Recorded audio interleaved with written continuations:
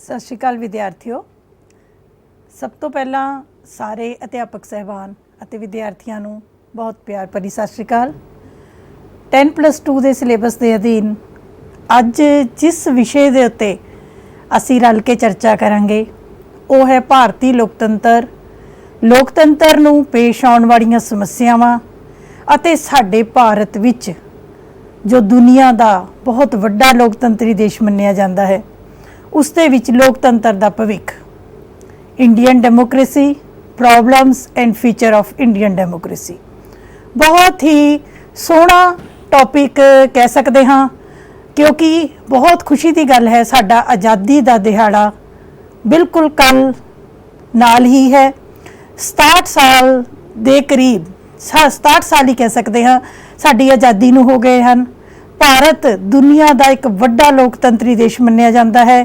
ਲੋਕਤੰਤਰ ਹੋਣ ਦੇ ਬਾਵਜੂਦ ਹਜੇ ਵੀ ਸਾਡੇ ਲੋਕਤੰਤਰ ਦੇ ਵਿੱਚ ਕੁਝ ਕੁ ਸਮੱਸਿਆਵਾਂ ਆ ਰਹੀਆਂ ਹਨ ਜੋ ਕਿ ਵਧੀਆ ਲੋਕਤੰਤਰ ਦੇ ਰਾਹ ਵਿੱਚ ਰੁਕਾਵਟ ਬਣ ਰਹੀਆਂ ਹਨ। ਉਹ ਸਮੱਸਿਆਵਾਂ ਕੀ ਹਨ? ਤੁਹਾਡੀ ਸਲਾਈਡ ਦੇ ਉੱਤੇ ਵੀ ਬੇਟੇ ਥੋੜ੍ਹਾ ਜਿਹਾ ਦਿਖਾਇਆ ਗਿਆ ਹੈ ਕਿ ਚਾਹੇ ਉਹ ਗਰੀਬੀ ਹੋਵੇ, ਚਾਹੇ ਉਹ ਭ੍ਰਸ਼ਟਾਚਾਰ ਹੋਵੇ, ਫਿਰ ਵੀ ਅਸੀਂ ਆਸ ਰੱਖੀ ਹੋਈ ਹੈ। ਦੇਖੋ, ਇੱਕ ਬੱਚੇ ਦੀ ਤਸਵੀਰ ਦਿਖਾਈ ਗਈ ਹੈ। ਬੱਚੇ ਨੇ ਆਸ ਰੱਖੀ ਹੋਈ ਹੈ ਕਿ ਭਾਰਤ ਜਿੰਦਾਬਾਦ ਹੈ, ਭਾਰਤ ਦੁਨੀਆ 'ਚ ਸਭ ਤੋਂ ਮਹਾਨ ਹੈ। ਅਸੀਂ ਭਾਰਤ ਨੂੰ, ਭਾਰਤ ਦੇ ਲੋਕਤੰਤਰ ਨੂੰ ਸਭ ਹਾਲਤਾਂ ਦੇ ਬਾਵਜੂਦ ਵੀ ਜਿਉਂਦਾ ਰੱਖਣਾ ਹੈ। ਸੋ ਅਸੀਂ ਚਰਚਾ ਸ਼ੁਰੂ ਕਰਾਂਗੇ ਆਪਣੇ ਵਿਸ਼ੇ ਦੇ ਉੱਤੇ, ਭਾਰਤੀ ਲੋਕਤੰਤਰ, ਸਮੱਸਿਆਵਾਂ ਅਤੇ ਭਵਿੱਖ। ਸਭ ਤੋਂ ਪਹਿਲਾਂ ਭੂਮਿਕਾ ਦੇ ਤੌਰ 'ਤੇ ਮੈਂ ਤੁਹਾਨੂੰ ਦੱਸਣਾ ਚਾਹੁੰਦੀ ਹਾਂ ਕਿ ਲੋਕਤੰਤਰ ਕੀ ਹੈ। ਤੁਸੀਂ ਬੜੀ ਛੋਟੀਆਂ ਕਲਾਸਾਂ ਤੋਂ ਪੜ੍ਹਦੇ ਆ ਰਹੇ ਹੋ ਬੇਟੇ ਕਿ ਲੋਕਤੰਤਰ ਉਹ ਸਰਕਾਰ ਹੈ ਜਿਸ ਵਿੱਚ ਹਰੇਕ ਵਿਅਕਤੀ ਦਾ ਹਿੱਸਾ ਹੋਵੇ। ਪ੍ਰੋਫੈਸਰ ਸਿਲੇ ਨੇ ਵਿਚਾਰ ਦਿੱਤੇ ਸੀ ਕਿ ਹਰੇਕ ਉਹ ਸਰਕਾਰ ਜਿਹਦੇ ਵਿੱਚ ਹਰ ਇੱਕ ਬੰਦਾ ਪਾਰਟ ਲੈ ਰਿਹਾ ਹੋਵੇ, ਡਾਇਰੈਕਟਲੀ ਜਾਂ ਇਨਡਾਇਰੈਕਟਲੀ, ਉਸਨੂੰ ਆਪਾਂ ਲੋਕਤੰਤਰ ਕਹਿ ਸਕਦੇ ਹਾਂ। ਇਸ ਤੋਂ ਇਲਾਵਾ ਬੱਚੇ ਤੁਸੀਂ ਜਾਣਦੇ ਹੋ ਕਿ ਦੁਨੀਆ ਦੇ ਇਸ ਸਮੇਂ ਬਹੁਤੇ ਦੇਸ਼ ਜਿਹੜੇ ਨੇ ਉਹ ਲੋਕਤੰਤਰੀ ਨੇ। ਜਿਹੜੇ ਦੇਸ਼ ਸਮਾਜਵਾਦੀ ਸਨ, ਤਾਨਾਸ਼ਾਹੀ ਸਨ, ਰਾਜਤੰਤਰੀ ਸਨ, ਅਸੀਂ ਸਰਵ ਸੱਤਾਵਾਦੀ ਸਨ, ਉਹਨਾਂ ਦਾ ਰੁਖ ਵੀ ਹੁਣ ਲੋਕਤੰਤਰ ਵੱਲ ਬਦਲਦਾ ਜਾ ਰਿਹਾ ਹੈ। ਲੋਕਤੰਤਰ ਦੀ ਸਭ ਤੋਂ ਸੋਹਣੀ ਪਰਿਭਾਸ਼ਾ ਬੜੇ ਸੁੰਦਰ ਸ਼ਬਦਾਂ ਦੇ ਵਿੱਚ, ਇਹ ਬਹੁਤ ਫੇਮਸ ਪਰਿਭਾਸ਼ਾ ਹੈ। ਅਮਰੀਕਾ ਦੇ ਰਾਸ਼ਟਰਪਤੀ ਐਬਰਾਹਿਮ ਲਿੰਕਨ ਜੀ ਨੇ ਸਭ ਤੋਂ ਸੋਹਣੀ ਪਰਿਭਾਸ਼ਾ ਦਿੰਦੇ ਹੋਏ ਕਿਹਾ ਸੀ ਕਿ ਲੋਕਤੰਤਰ ਲੋਕਾਂ ਦੀ, ਲੋਕਾਂ ਲਈ ਅਤੇ ਲੋਕਾਂ ਰਾਹੀਂ ਚੁਣੀ ਹੋਈ ਸਰਕਾਰ ਹੈ। Democracy is the government of the people, for the people and by the people.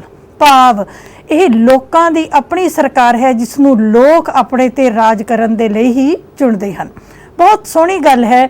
ਜੇ ਆਪਾਂ ਭਾਰਤ ਦੀ ਗੱਲ ਕਰੀਏ ਕਿ ਭਾਰਤ ਇੱਕ ਲੋਕਤੰਤਰੀ ਦੇਸ਼ ਹੈ, ਸਾਡੇ ਦੇਸ਼ ਦੇ ਸੰਵਿਧਾਨ ਬਣਨ ਤੋਂ ਲੈ ਕੇ ਅੱਜ ਤੱਕ ਜੜ ਦੇ ਉੱਤੇ, ਪੰਨੇ ਦੇ ਉੱਤੇ, ਕਦਮ ਦੇ ਉੱਤੇ ਭਾਰਤ ਨੂੰ ਲੋਕਤੰਤਰੀ ਦੇਸ਼ ਬਣਾਉਣ ਦੀ ਕੋਸ਼ਿਸ਼ ਕੀਤੀ ਜਾ ਰਹੀ ਹੈ। ਬੇਟੇ ਤੁਸੀਂ 11ਵੀਂ ਦੇ ਵਿੱਚ ਵੀ ਪੜ੍ਹਿਆ ਹੈ, ਜਦੋਂ ਅਸੀਂ ਭਾਰਤ ਦੇ ਸੰਵਿਧਾਨ ਦੀ ਗੱਲ ਕੀਤੀ ਹੈ ਤਾਂ ਸਾਡੇ ਦੇਸ਼ ਦੇ ਸੰਵਿਧਾਨ ਦੇ ਰਾਹੀਂ ਨਿਰਦੇਸ਼ਕ ਸਿਧਾਂਤਾਂ ਦੀ ਜੇ ਆਪਾਂ ਗੱਲ ਕਰੀਏ, ਅਨੁਛੇਦ 36 ਤੋਂ 51 ਤੱਕ ਸਾਡੇ ਨਿਰਦੇਸ਼ਕ ਸਿਧਾਂਤਾਂ ਨੇ ਪੂਰੀ ਕੋਸ਼ਿਸ਼ ਕੀਤੀ ਹੈ ਕਿ ਭਾਰਤ ਦੇ ਵਿੱਚ ਸਮਾਜਕ ਅਤੇ ਆਰਥਿਕ ਪੱਧਰ ਦੇ ਸੋਸ਼ਲ ਐਂਡ ਇਕਨੋਮਿਕ ਡੈਮੋਕ੍ਰੇਸੀ ਨੂੰ ਸਥਾਪਿਤ ਕੀਤਾ ਜਾ ਸਕੇ। ਇਸੇ ਤਰੀਕੇ ਦੇ ਨਾਲ ਜੇ ਆਪਾਂ ਰਾਜਨੀਤਿਕ ਲੋਕਤੰਤਰ ਦੀ ਗੱਲ ਕਰੀਏ ਤਾਂ ਸਾਡੇ ਮੌਲਿਕ ਅਧਿਕਾਰਾਂ ਦਾ ਇੱਕ ਵੱਡਾ ਭਾਗ, ਪੂਰਾ ਸਾਡੇ ਸੰਵਿਧਾਨ ਦਾ ਭਾਗ 3 ਅਨੁਛੇਦ 14 ਤੋਂ ਲੈ ਕੇ 32 ਤੱਕ ਭਾਰਤ ਵਿੱਚ ਰਾਜਨੀਤਿਕ ਲੋਕਤੰਤਰ ਦੀ ਸਥਾਪਨਾ ਕਰਨਾ ਚਾਹੁੰਦਾ ਹੈ। ਮੇਰੇ ਕਹਿਣ ਤੋਂ ਭਾਵ ਇੱਥੇ ਇਹ ਹੈ ਕਿ ਭਾਰਤ ਵਿੱਚ ਹਰ ਉਹ ਵਿਵਸਥਾ ਕੀਤੀ ਗਈ ਹੈ ਪ੍ਰਸਤਾਵਨਾ ਵਿੱਚ, ਅਨੁਛੇਦਾਂ ਵਿੱਚ, ਭਾਵਨਾ ਵਿੱਚ, ਸੰਵਿਧਾਨ ਦੀਆਂ ਵਿਸ਼ੇਸ਼ਤਾਵਾਂ ਵਿੱਚ, ਸਿਧਾਂਤਾਂ ਵਿੱਚ, ਤਾਂ ਜੋ ਭਾਰਤ ਨੂੰ ਇੱਕ ਸੁੰਦਰ ਲੋਕਤੰਤਰੀ ਦੇਸ਼ ਬਣਾਇਆ ਜਾ ਸਕੇ। ਸੋ ਅਸੀਂ ਕਹਿ ਸਕਦੇ ਹਾਂ ਕਿ ਭਾਰਤ ਇੱਕ ਵਧੀਆ ਲੋਕਤੰਤਰੀ ਦੇਸ਼ ਬਣਨ ਦੇ ਵਿੱਚ ਪੂਰੀ ਤਰ੍ਹਾਂ ਕਾਮਯਾਬ ਰਿਹਾ ਹੈ।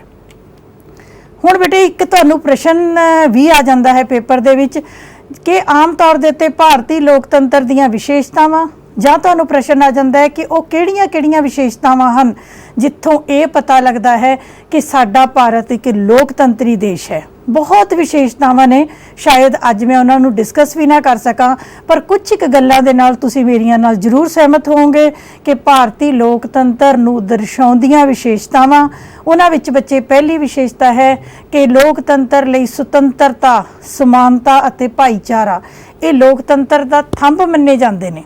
ਥੰਮ ਮਤਲਬ ਨਹੀਂ ਮੰਨੇ ਜਾਂਦੇ ਨੇ ਅਤੇ ਭਾਰਤ ਵਿੱਚ ਸਮਾਨਤਾ, ਸੁਤੰਤਰਤਾ ਅਤੇ ਭਾਈਚਾਰਾ ਤਿੰਨਾਂ ਨੂੰ ਇੰਪਲੀਮੈਂਟ ਕਰਨ ਦੀ, ਤਿੰਨਾਂ ਨੂੰ ਲਾਗੂ ਕਰਨ ਦੀ ਪੂਰੀ ਕੋਸ਼ਿਸ਼ ਕੀਤੀ ਗਈ ਹੈ। ਮੌਲਿਕ ਅਧਿਕਾਰਾਂ ਦੇ ਅਧੀਨ ਅਨੁਛੇਦ 14 ਤੋਂ 18 ਜੇ ਸਮਾਨਤਾ ਨੂੰ ਪ੍ਰਗਟਾਉਂਦਾ ਹੈ ਤਾਂ ਅਨੁਛੇਦ 19 ਤੋਂ ਲੈ ਕੇ 22 ਤੱਕ ਹਰ ਤਰ੍ਹਾਂ ਦੀ ਸੁਤੰਤਰਤਾ ਨਾਗਰਿਕਾਂ ਨੂੰ ਦਿੱਤੀ ਗਈ ਹੈ। ਇਸ ਦੇ ਨਾਲ ਹੀ ਮੈਂ ਤੁਹਾਨੂੰ ਦੱਸਣਾ ਚਾਹਾਂਗੀ ਕਿ ਇੱਥੋਂ ਤੱਕ ਕਿ ਕੈਦੀਆਂ ਨੂੰ, ਜੋ ਸਾਡੇ ਕੈਦੀ ਨੇ ਜੇਲ੍ਹਾਂ ਵਿੱਚ ਨੇ, ਉਹਨਾਂ ਨੂੰ ਵੀ ਸੁਤੰਤਰਤਾ ਦਿੱਤੀ ਗਈ ਹੈ। ਨਿੱਜੀ ਜ਼ਿੰਦਗੀ ਸੰਬੰਧੀ ਸੁਤੰਤਰਤਾ, ਵਿਚਾਰ ਪ੍ਰਗਟਾਉਣ ਦੀ, ਭਾਸ਼ਣ ਦੇਣ ਦੀ, ਜਿਉਣ ਦੀ, ਘੁੰਮਣ ਫਿਰਨ ਦੀ ਹਰ ਸੁਤੰਤਰਤਾ ਦਿੱਤੀ ਗਈ ਹੈ। ਇਸ ਤੋਂ ਇਲਾਵਾ ਸਾਡੀ ਸੰਵਿਧਾਨ ਦੀ ਪ੍ਰਸਤਾਵਨਾ ਹੀ ਇਹ ਪ੍ਰਗਟਾ ਦਿੰਦੀ ਹੈ ਕਿ ਭਾਰਤ ਵਿੱਚ ਅਸੀਂ ਸਭ ਨੂੰ ਇਕਜੁੱਟ ਕਰਕੇ ਰੱਖਣਾ ਹੈ ਅਤੇ ਭਾਈਚਾਰੇ ਦਾ ਵਿਕਾਸ ਕਰਨਾ ਹੈ। ਇਸ ਤੋਂ ਇਲਾਵਾ ਜੇ ਆਪਾਂ ਸੁਤੰਤਰ ਚੋਣਾਂ ਦੀ ਗੱਲ ਕਰੀਏ, ਕਿਉਂਕਿ ਚੋਣਾਂ ਲੋਕਤੰਤਰ ਦੀ ਜਿੰਦ ਜਾਨ ਹੋਇਆ ਕਰਦੀਆਂ ਨੇ, ਤਾਂ ਬੱਚੇ ਮੈਂ ਤੁਹਾਨੂੰ ਦੱਸਣਾ ਚਾਹਾਂਗੀ ਕਿ ਸਾਡੇ ਸੰਵਿਧਾਨ ਦੇ ਅਨੁਛੇਦ 324, 325, 326 ਇਹ ਸਾਡੇ ਤਕਰੀਬਨ ਚੋਣ ਆਯੋਗ ਨਾਲ, ਸਾਡੇ ਬਾਲਗ ਮਤ ਅਧਿਕਾਰ ਨਾਲ, ਸਾਡੀ ਲੋਕ ਸਭਾ, ਸਾਡੀ ਰਾਜ ਵਿਧਾਨ ਸਭਾਵਾਂ ਦੀ ਚੋਣਾਂ ਨਾਲ ਸੰਬੰਧਿਤ ਹੈ। ਭਾਵ ਸਾਡਾ ਸੰਵਿਧਾਨ, ਸਾਡੇ ਸੰਵਿਧਾਨ ਨਿਰਮਾਤਾ ਇਹ ਚਾਹੁੰਦੇ ਸਨ ਕਿ ਭਾਰਤ ਦੇ ਵਿੱਚ ਸੁਤੰਤਰ ਚੋਣਾਂ ਹੋਣ ਤਾਂ ਜੋ ਅਜਿਹੀ ਚੋਣ ਪ੍ਰਣਾਲੀ ਹੋਵੇ ਕਿ ਸਾਰੇ ਲੋਕ ਆਪਣੇ ਪ੍ਰਤੀਨਿਧਾਂ ਨੂੰ ਆਪ ਚੁਣ ਸਕਣ। ਇਸੇ ਤਰੀਕੇ ਦੇ ਨਾਲ ਅੰਗਰੇਜ਼ਾਂ ਨੇ ਪਾੜੋ ਦੀ ਨੀਤੀ ਨੂੰ ਅਪਣਾਇਆ, ਸੰਪਰਦਾਇਕ ਪ੍ਰਣਾਲੀ ਨੂੰ ਅਪਣਾਇਆ, ਪਰ ਨਹੀਂ ਇਸ ਵੇਲੇ ਭਾਰਤ ਵਿੱਚ ਬਾਲਗ ਮਤ ਅਧਿਕਾਰ ਦੇ ਆਧਾਰ ਤੇ, ਭਾਵ ਭਾਰਤ ਦਾ ਹਰੇਕ 18 ਸਾਲ ਦਾ ਵਿਅਕਤੀ ਬਿਨਾਂ ਕਿਸੇ ਭੇਦਭਾਵ ਦੇ ਵੋਟ ਪਾ ਸਕਦਾ ਹੈ। ਇਸ ਤੋਂ ਇਲਾਵਾ ਬਹੁਤ ਸੋਹਣੀ ਗੱਲ ਹੈ ਕਿ ਭਾਰਤ ਦੇ ਵਿੱਚ ਕਾਨੂੰਨ ਦਾ ਸ਼ਾਸਨ ਹੈ। ਕਾਨੂੰਨ ਦੇ ਸ਼ਾਸਨ ਤੋਂ ਮੇਰਾ ਭਾਵ ਕਿ ਸਾਰੇ ਵਿਅਕਤੀ ਕਾਨੂੰਨ ਦੀ ਨਜ਼ਰ ਦੇ ਵਿੱਚ ਕੀ ਹਨ? ਬਰਾਬਰ ਹਨ। ਸਭ ਦੇ ਲਈ ਇੱਕੋ ਜਿਹਾ ਕਾਨੂੰਨ ਹੈ, ਸਭ ਨੂੰ ਇੱਕੋ ਤਰੀਕੇ ਦੇ ਨਾਲ ਕਾਨੂੰਨ 'ਚ ਡੀਲ ਕੀਤਾ ਜਾਂਦਾ ਹੈ। ਇਸ ਤੋਂ ਇਲਾਵਾ ਜੇ ਸਾਨੂੰ ਲੋਕਤੰਤਰ ਦੀ ਜਿੰਦ ਜਾਨ ਕਹੀ ਜਾਣ ਵਾਲੀ ਸੁਤੰਤਰ ਅਤੇ ਨਿਰਪੱਖ ਪ੍ਰੈਸ ਦੀ ਲੋੜ ਹੈ, ਅਖਬਾਰਾਂ, ਰਸਾਲੇ, ਰੇਡੀਓ, ਟੈਲੀਵਿਜ਼ਨ, ਤਾਂ ਇਹ ਬੜੇ ਮਾਣ ਨਾਲ ਕਿਹਾ ਜਾ ਸਕਦਾ ਹੈ ਕਿ ਭਾਰਤ ਵਿੱਚ ਇਸ ਸਮੇਂ ਪ੍ਰੈਸ ਮੀਡੀਆ ਖਾਸ ਤੌਰ ਤੇ ਬੜਾ ਨਿਰਪੱਖ ਅਤੇ ਸੁਤੰਤਰ ਭੂਮਿਕਾ ਨਿਭਾ ਰਿਹਾ ਹੈ। ਇਸ ਤੋਂ ਇਲਾਵਾ ਸਾਡੇ ਦੇਸ਼ ਦਾ ਸੰਵਿਧਾਨ ਲੋਕਤੰਤਰੀ ਹੈ। ਹਰ ਉਹ ਪ੍ਰੋਵੀਜ਼ਨ ਸੰਵਿਧਾਨ ਦੇ ਵਿੱਚ ਕੀਤੀ ਗਈ ਹੈ ਜਿਸ ਦੇ ਨਾਲ ਇਹ ਸ਼ੋ ਹੋਵੇ ਕਿ ਭਾਰਤ ਇੱਕ ਲੋਕਤੰਤਰੀ ਦੇਸ਼ ਹੈ। ਮੌਲਿਕ ਅਧਿਕਾਰ ਮੈਂ ਤੁਹਾਨੂੰ ਪਹਿਲਾਂ ਦੱਸ ਕੇ ਹਟੀ ਹਾਂ। ਮੌਲਿਕ ਅਧਿਕਾਰ ਜਿੱਥੇ ਸਾਡੀ ਰਾਜਨੀਤਿਕ ਲੋਕਤੰਤਰ ਦੀ ਜਿੰਦ ਜਾਨ ਨੇ, ਉੱਥੇ ਨਿਰਦੇਸ਼ਕ ਸਿਧਾਂਤ ਸਾਡੀ ਆਰਥਿਕ ਅਤੇ ਸਮਾਜਿਕ ਲੋਕਤੰਤਰ ਦੀ ਵਿਵਸਥਾ ਕਰਦੇ ਹਨ। ਸਾਡੇ ਦੇਸ਼ ਵਿੱਚ ਬੜੀ ਸੁਤੰਤਰ ਨਿਆਂਪਾਲਿਕਾ ਹੈ ਜਿਹਦੇ ਕੋਲ ਨਿਆਇਕ ਪੂਰਨ ਨਿਰੀਖਣ ਦੀ ਸ਼ਕਤੀ ਹੈ, ਭਾਵ ਉਹ ਕਿਸੇ ਵੀ ਗਲਤ ਕਾਨੂੰਨ ਅਤੇ ਗਲਤ ਆਦੇਸ਼ ਨੂੰ ਰੱਦ ਤੱਕ ਕਰ ਸਕਦੀ ਹੈ। ਇਹਦੇ ਨਾਲ ਭਾਰਤ ਇੱਕ ਧਰਮ ਨਿਰਪੱਖ ਦੇਸ਼ ਹੈ। ਇੰਨੇ ਜ਼ਿਆਦਾ ਧਰਮ ਹੁੰਦੇ ਹੋਏ ਵੀ ਸਭ ਪਿਆਰ ਨਾਲ, ਸਭ ਇਕਜੁੱਟ ਹੋ ਕੇ ਰਾਜ ਵੱਲੋਂ ਸਾਰੇ ਧਰਮਾਂ ਦਾ ਸਤਿਕਾਰ ਕੀਤਾ ਗਿਆ ਹੈ ਅਤੇ ਸਾਰੇ ਧਰਮਾਂ ਨੂੰ ਬਰਾਬਰ ਦ੍ਰਿਸ਼ਟੀ ਤੋਂ ਦੇਖਿਆ ਜਾਂਦਾ ਹੈ। ਅਤੇ ਇਸ ਤੋਂ ਇਲਾਵਾ ਅਨੁਸੂਚਿਤ ਜਾਤੀਆਂ ਅਤੇ ਜਨਜਾਤੀਆਂ ਦੇ ਹਿੱਤਾਂ ਦੀ ਰਾਖੀ ਕੀਤੀ ਗਈ ਹੈ। ਉਹਨਾਂ ਨੂੰ ਦੂਜਿਆਂ ਦੇ ਮੁਕਾਬਲੇ ਵਿੱਚ ਵਧੇਰੇ ਸਹੂਲਤਾਵਾਂ, ਵਧੇਰੇ ਰਾਖਵਾਂਕਰਨ, ਵਧੇਰੇ ਫੈਸਿਲਿਟੀਜ਼ ਦਿੱਤੀਆਂ ਗਈਆਂ ਹਨ, ਸਿਰਫ ਇਸ ਕਰਕੇ ਤਾਂ ਜੋ ਉਹਨਾਂ ਨੂੰ ਸਮਾਜ ਦੇ ਵਿੱਚ ਉੱਚਾ ਦਰਜਾ ਦਿਵਾਇਆ ਜਾ ਸਕੇ। ਇਹ ਕੁਝ ਇੱਕ ਵਿਸ਼ੇਸ਼ਤਾਵਾਂ ਨੇ। ਇਸ ਤੋਂ ਇਲਾਵਾ ਬੇਟੇ ਹੋਰ ਬਹੁਤ ਗੱਲਾਂ ਨੇ ਜਿਨ੍ਹਾਂ ਨੂੰ ਦੇਖਦੇ ਹੋਏ ਅਸੀਂ ਇਸ ਗੱਲ ਤੇ ਮਾਣ ਕਰ ਸਕਦੇ ਹਾਂ ਕਿ ਸਾਡਾ ਭਾਰਤ ਇੱਕ ਲੋਕਤੰਤਰੀ ਦੇਸ਼ ਹੈ। ਕਈ ਪੁਆਇੰਟਸ ਨੇ ਜਿਹੜੇ ਮੈਂ ਇੱਥੇ ਨਹੀਂ ਵੀ ਦੇ ਸਕੀ ਬੇਟੇ, ਤੁਸੀਂ ਜਿੱਥੋਂ ਤੁਹਾਨੂੰ ਪਤਾ ਲੱਗੇ ਕਿ ਇਹ ਲੋਕਤੰਤਰ ਦੀ ਨਿਸ਼ਾਨੀ ਨੇ, ਇਹ ਸਾਡੇ ਭਾਰਤ ਵਿੱਚ ਹੈ, ਤਾਂ ਬੱਚੇ ਤੁਸੀਂ ਉਸ ਨੂੰ ਐਡ ਕਰ ਸਕਦੇ ਹੋ। ਡਾਕਟਰ ਅੰਬੇਦਕਰ ਜੀ ਦੀ ਫੋਟੋ ਤੁਹਾਨੂੰ ਦਿਖਾਈ ਗਈ ਹੈ ਕਿਉਂਕਿ ਇਹ ਸਾਡੇ ਸੰਵਿਧਾਨ ਦੇ ਨਿਰਮਾਤਾ ਸੀਗੇ। ਇਹਨਾਂ ਦਾ ਸੁਪਨਾ ਸੀ ਭਾਰਤ ਨੂੰ ਇੱਕ ਲੋਕਤੰਤਰੀ, ਇੱਕ ਵਧੀਆ ਦੇਸ਼ ਬਣਾਉਣ ਦਾ। ਸਾਡੇ ਕੋਲ ਬਾਲਗ ਮਤ ਅਧਿਕਾਰ ਹੈ, ਸਾਡੇ ਕੋਲ ਨਿਆਂਪਾਲਿਕਾ ਹੈ। ਇਹ ਸਭ ਸਾਡੇ ਲੋਕਤੰਤਰ ਦੀਆਂ ਨਿਸ਼ਾਨੀਆਂ ਮੰਨੀਆਂ ਜਾਂਦੀਆਂ ਹਨ। ਅਗਲੀ ਗੱਲ, ਹੁਣ ਆਪਾਂ ਥੋੜ੍ਹੇ ਜਿਹੇ ਆਪਣੇ ਟੌਪਿਕ 'ਤੇ ਆਉਂਦੇ ਹਾਂ। ਮੈਂ ਇੱਕ ਹੈਡਿੰਗ ਹੀ ਦਿੱਤਾ ਹੈ, ਵਿਚਾਰ ਕਰੋ। ਇਹ ਇੱਥੇ ਅਸੀਂ ਇੱਕ ਅੱਜ ਸੋਚਣਾ ਹੈ ਰਲ ਮਿਲ ਕੇ। ਕੀ ਵਿਚਾਰ ਕਰਨਾ ਹੈ ਕਿ ਜੇਕਰ ਆਪਾਂ ਕਿਸੇ ਦੇਸ਼ ਦੇ ਲੋਕਤੰਤਰ ਦੀ ਗੱਲ ਕਰੀਏ ਤਾਂ ਕਿਸੇ ਦੇਸ਼ ਦੇ ਲੋਕਤੰਤਰ ਦੀ ਸਫਲਤਾ ਜਾਂ ਅਸਫਲਤਾ ਉਸ ਦੇਸ਼ ਦੀਆਂ ਸਮਾਜਿਕ, ਆਰਥਿਕ ਅਤੇ ਰਾਜਨੀਤਿਕ ਹਾਲਤਾਂ ਦੇ ਉੱਤੇ ਡਿਪੈਂਡ ਕਰਦੀ ਹੈ। ਇਹਦੇ ਨਾਲ ਕੱਲੀਆਂ ਹਾਲਤਾਂ ਹੀ ਨਹੀਂ ਬਲਕਿ ਲੋਕਾਂ ਦਾ ਚਰਿੱਤਰ, ਲੋਕਾਂ ਦਾ ਵਿਅਕਤੀਤਵ, ਲੋਕਾਂ ਦੀ ਸੋਚਣੀ, ਲੋਕਾਂ ਦਾ ਕਰਤੱਵ ਪਾਲਣ, ਇਹ ਬੇਟੇ ਸਾਡੇ ਲੋਕਤੰਤਰ ਦੀ ਜਿੰਦ ਜਾਨ ਮੰਨੀ ਜਾ ਸਕਦੀ ਹੈ। ਜੇ ਆਪਾਂ ਲੋਕਤੰਤਰ ਦੀ ਗੱਲ ਕਰੀਏ ਤਾਂ ਬੜੇ ਮਾਣ ਦੀ ਗੱਲ ਹੈ ਕਿ ਭਾਰਤ ਤੀਜੇ ਵਿਸ਼ਵ ਦਾ ਇੱਕ ਸਫਲ ਲੋਕਤੰਤਰੀ ਦੇਸ਼ ਹੈ ਅਤੇ ਭਾਰਤ ਵਿੱਚ ਹੁਣ ਤੱਕ 16 ਵਾਰ ਲੋਕ ਸਭਾ ਦੀਆਂ ਵਿਸ਼ਾਲ ਚੋਣਾਂ, ਵਿਸ਼ਾਲ ਜਿਹਦੇ ਵਿੱਚ 72, 74, 80 ਕਰੋੜ ਦੇ ਕਰੀਬ ਮਤਦਾਤਾਵਾਂ ਨੇ ਭਾਗ ਲਿਆ ਹੋਵੇ, ਇਹ ਹੁਣ ਤੱਕ ਹੋ ਚੁੱਕੀਆਂ ਹਨ। ਪਰ ਵਿਚਾਰ ਕਰਨ ਦੀ ਲੋੜ ਹੈ, ਥੋੜ੍ਹੇ ਜਿਹੇ ਦੁੱਖ ਦੀ ਲੋੜ ਹੈ, ਦੁੱਖ ਕਰਨ ਦੀ ਲੋੜ ਹੈ ਕਿ ਪਰ ਭਾਰਤੀ ਲੋਕਤੰਤਰ ਦੀਆਂ ਕਈ ਸਮੱਸਿਆਵਾਂ ਅਜੇ ਵੀ ਅੱਜ ਅਜਿਹੀਆਂ ਹਨ ਜੋ ਭਾਰਤ ਨੂੰ ਦੁਨੀਆ ਦਾ ਸਭ ਤੋਂ ਵੱਡਾ ਲੋਕਤੰਤਰ ਦਾ ਮਾਣ ਹੁੰਦੇ ਹੋਏ ਵੀ, ਭਾਵੇਂ ਅਸੀਂ ਦੁਨੀਆ ਵਿੱਚ ਸਭ ਤੋਂ ਵੱਡੇ ਲੋਕਤੰਤਰੀ ਦੇਸ਼ ਹਾਂ, ਪਰ ਅਸੀਂ ਵਧੀਆ ਲੋਕਤੰਤਰ ਦਾ ਮਾਣ ਹਜੇ ਵੀ ਪ੍ਰਾਪਤ ਨਹੀਂ ਕਰ ਸਕੇ। ਤੁਸੀਂ ਮੇਰੀ ਗੱਲ ਨਾਲ ਸ਼ਾਇਦ ਸਹਿਮਤ ਹੋ। ਸਾਡੇ ਕੋਲ ਅੱਜ ਵੀ ਅਜਿਹੀਆਂ ਕਈ ਸਮੱਸਿਆਵਾਂ ਨੇ ਜੋ ਕਿ ਸਾਨੂੰ ਵਧੀਆ ਇੱਕ ਬੈਸਟ ਡੈਮੋਕ੍ਰੇਸੀ ਬਣਨ ਦੇ ਵਿੱਚ ਰੋਕ ਰਹੀਆਂ ਹਨ। ਸੋ ਜੇ ਤੁਸੀਂ ਸਲਾਈਡ ਦੇਖ ਰਹੇ ਹੋ ਬੇਟੇ, ਚਾਹੇ ਉਹ ਭ੍ਰਸ਼ਟਾਚਾਰ ਹੋਵੇ, ਚਾਹੇ ਉਹ ਗਰੀਬੀ ਪੋਵਰਟੀ ਦੀ ਗੱਲ ਕਰੀਏ, ਚਾਹੇ ਉਹ ਹਿੰਸਾ ਦੀ ਗੱਲ ਕਰੀਏ, ਕਈ ਅਜਿਹੀਆਂ ਸਮੱਸਿਆਵਾਂ ਨੇ ਜੋ ਸਾਡੇ ਲੋਕਤੰਤਰ ਦੇ ਰਾਹ ਵਿੱਚ ਰੁਕਾਵਟ ਬਣੀਆਂ ਹੋਈਆਂ ਹਨ। ਸੋ ਅੱਜ ਅਸੀਂ ਵਿਚਾਰ ਵੀ ਕਰਨੀ ਹੈ, ਉਹਨਾਂ ਤੋਂ ਉੱਪਰ ਉੱਠਣ ਦੀ ਕੋਸ਼ਿਸ਼ ਵੀ ਕਰਨੀ ਹੈ। ਅੱਜ ਦੇ ਟੌਪਿਕ ਦੇ ਉੱਤੇ ਮੈਂ ਵਾਪਸ ਆ ਰਹੀ ਹਾਂ। ਸਾਡਾ ਅੱਜ ਦਾ ਟੌਪਿਕ ਜੋ ਹੈ ਉਹ ਹੈ ਭਾਰਤੀ ਲੋਕਤੰਤਰ ਨੂੰ ਪ੍ਰਭਾਵਿਤ ਕਰਨ ਵਾਲੇ ਸਮਾਜਿਕ ਅਤੇ ਆਰਥਿਕ ਤੱਤ। ਜਾਂ ਤੁਹਾਨੂੰ ਪ੍ਰਸ਼ਨ ਇਹ ਵੀ ਆ ਸਕਦਾ ਹੈ, ਭਾਰਤੀ ਲੋਕਤੰਤਰ ਦੇ ਰਾਹ ਵਿੱਚ ਆਉਣ ਵਾਲੀਆਂ ਰੁਕਾਵਟਾਂ। ਤੁਹਾਨੂੰ ਪ੍ਰਸ਼ਨ ਇਹ ਵੀ ਆ ਸਕਦਾ ਹੈ, ਭਾਰਤੀ ਲੋਕਤੰਤਰ ਨੂੰ ਪੇਸ਼ ਆਉਣ ਵਾਲੀਆਂ ਸਮੱਸਿਆਵਾਂ। ਸੋ ਬੇਟੇ ਅੱਜ ਆਪਾਂ ਸਮੱਸਿਆਵਾਂ 'ਤੇ ਵਿਚਾਰ ਕਰਾਂਗੇ। ਬਹੁਤ ਲੰਬਾ ਟੌਪਿਕ ਹੈ, ਕੋਸ਼ਿਸ਼ ਕਰਾਂਗੇ ਥੋੜ੍ਹੀ ਜਲਦੀ ਕਰਨ ਦੀ। ਪਹਿਲੀ ਸਮੱਸਿਆ ਦੀ ਜੇ ਆਪਾਂ ਗੱਲ ਕਰੀਏ ਤਾਂ ਪਹਿਲੀ ਸਮੱਸਿਆ ਸਾਡੇ ਕੋਲ ਆ ਜਾਂਦੀ ਹੈ ਅਨਪੜ੍ਹਤਾ। ਅਨਪੜ੍ਹਤਾ, ਇਲਿਟਰੇਸੀ ਬੇਟੇ, ਇਹ ਬਹੁਤ ਵੱਡੀ ਸਮੱਸਿਆ ਹੈ। ਮੈਂ ਤੁਹਾਨੂੰ ਪਿਛਲੀ ਸਲਾਈਡ ਵਿੱਚ ਦੱਸਿਆ ਕਿ ਲੋਕਤੰਤਰ ਦੀ ਜਿੰਦ ਜਾਨ ਨਾਗਰਿਕ ਹੋਇਆ ਕਰਦੇ ਨੇ, ਅਤੇ ਉਹ ਨਾਗਰਿਕ, ਉਹ ਦੇਸ਼ ਜਿੱਥੇ ਅਨਪੜ੍ਹਤਾ ਪਾਈ ਜਾਂਦੀ ਹੈ, ਨਾਗਰਿਕ ਪੜ੍ਹੇ ਲਿਖੇ ਨਹੀਂ ਹਨ, ਉਹ ਲੋਕਤੰਤਰ ਦੇ ਲਈ ਇੱਕ ਬਹੁਤ ਵੱਡਾ ਖਤਰਾ ਅਤੇ ਚੁਣੌਤੀ ਬਣਦਾ ਜਾ ਰਿਹਾ ਹੈ। ਆਪਾਂ 2011 ਦੇ ਜਨਗਣਨਾ ਦੀ ਗੱਲ ਕਰਾਂਗੇ। ਜੇ ਆਪਾਂ 2011 ਦੀ ਜਨਗਣਨਾ ਦਾ ਡਾਟਾ ਦੇਖੀਏ ਤਾਂ ਸਾਡੀ ਭਾਰਤੀ ਜਨਸੰਖਿਆ ਦਾ 73% ਭਾਗ ਜੋ ਅੱਜ ਪੜ੍ਹੇ ਲਿਖੇ ਹਨ। ਹਜੇ ਵੀ ਦੁੱਖ ਦੀ ਗੱਲ ਹੈ ਕਿ 25 ਤੋਂ 27% ਜਨਤਾ ਸਾਡੇ ਕੋਲ ਅਜੇ ਵੀ ਅਨਪੜ੍ਹ ਬਾਕੀ ਹੈ। ਗੱਲ ਕਰਦੇ ਹਾਂ, ਸਾਡੇ ਲਈ ਮਾਣ ਦੀ ਗੱਲ ਹੈ, ਕੇਰਲ 95% ਸਾਖਰਤਾ, ਜੋ ਸਾਡਾ ਆਪਣਾ ਰਾਜ ਪੰਜਾਬ ਹੈ ਉੱਥੇ 75.8% ਸਾਖਰਤਾ ਹੈ, ਪਰ 25% ਲੋਕ ਹਜੇ ਵੀ ਸਾਡੇ ਅਨਪੜ੍ਹ ਹਨ। ਸਾਡੇ ਸੰਵਿਧਾਨ ਨੇ ਬੇਟੇ ਕੋਈ ਕਸਰ ਨਹੀਂ ਛੱਡੀ।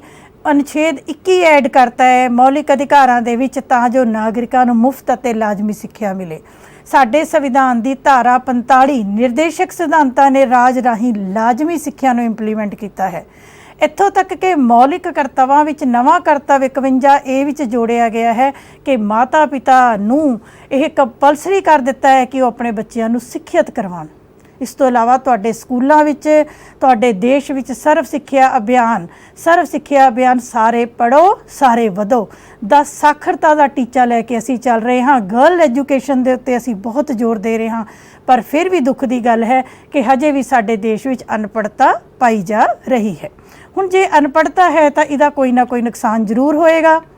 ਨੁਕਸਾਨ ਦੱਸਣ ਤੋਂ ਪਹਿਲਾਂ ਬੇਟੇ ਮੈਂ ਤੁਹਾਨੂੰ ਥੋੜ੍ਹੀ ਜਾਣਕਾਰੀ ਹਿੱਤ ਦੱਸਦਾ ਕਿ ਸਭ ਤੋਂ ਜ਼ਿਆਦਾ ਜੋ ਅਸੀਂ ਆਪਾਂ ਕਹਿ ਸਕਦੇ ਹਾਂ ਪੜ੍ਹੇ ਲਿਖਿਆਂ ਦੀ ਰੇਸ਼ੋ, ਇਹ ਸਾਡੇ ਕੋਲ ਕੇਰਲ ਦੇ ਵਿੱਚ, ਤ੍ਰਿਪੁਰਾ ਦੇ ਵਿੱਚ, ਮਿਜ਼ੋਰਮ, ਇਹ ਹਾਲਾਂਕਿ ਛੋਟੇ ਛੋਟੇ ਰਾਜ ਨੇ, ਪਰ ਬੇਟੇ ਇੱਥੇ ਪੜ੍ਹੇ ਲਿਖਿਆਂ ਦੀ ਰੇਸ਼ੋ ਜਿਹੜੀ ਹੈ ਉਹ ਬਹੁਤ ਵੱਧ ਪਾਈ ਜਾਂਦੀ ਹੈ। ਇਹ ਤੁਹਾਡਾ ਜੋ ਚਾਰਟ ਹੈ ਇਹ ਸਾਖਰਤਾ ਦੇ ਉੱਤੇ ਦਿੱਤਾ ਗਿਆ ਹੈ, ਤੁਹਾਡੇ ਗਿਆਨ 'ਚ ਵਾਧਾ ਕਰਨ ਲਈ ਦਿਖਾਇਆ ਗਿਆ ਹੈ।